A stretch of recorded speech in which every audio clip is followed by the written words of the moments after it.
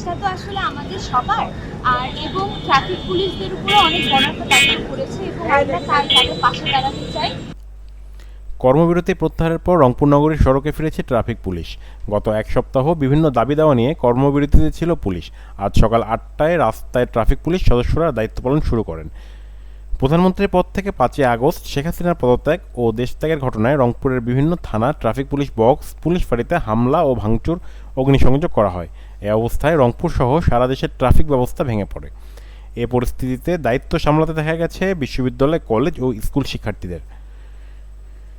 রংপুরের traffic police কর্মকর্তা জানান, ছাত্ররা আজ তাদের ফুল দিয়ে বরণ করেন এবং তারা যেন নিরাপদে কাজ করতে পারেন সে ব্যাপারে ছাত্ররা তাদের সর্বাত্মক সহযোগিতা করছেন। আমরা দীর্ঘ 7 দিন পর আজকে আমরা ট্রাফিক নিয়ন্ত্রণ ডিউটিতে আমরা আসছি। সকালবেলা যখন আসছি, সকাল থেকে আমরা দেখছি যে স্টুডেন্টরা আমাদেরকে এবং বিএনসিসি তারা একত্রিতভাবে আমাদেরকে সর্বাত্মকভাবে সাহায্য সহযোগিতা করতেছে এবং তারা আমরা আসাতে তারা উৎসাহিত এবং আমাদের কাজে সবসময় সহযোগিতা করতেছে এবং বলতেছে যে আপনারা যতক্ষণ আপনারা থাকবেন আমরা আপনাদের সহযোগিতা করব এবং যদি কোনো প্রতিবন্ধকতা আসে তাহলে আমাদেরকে জানাবেন, আমরা এটা দেখব।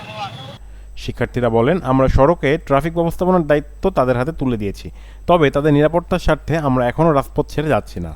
আমরা আশানুরূপ এই বাংলাদেশের জনগণ পুলিশকে সাদরে গ্রহণ করছে এবং সকল জায়গায় দেখছি আমরা সাধারণ জনগণ তাদেরকে ফুল দিয়ে শুভেচ্ছা জানাচ্ছে।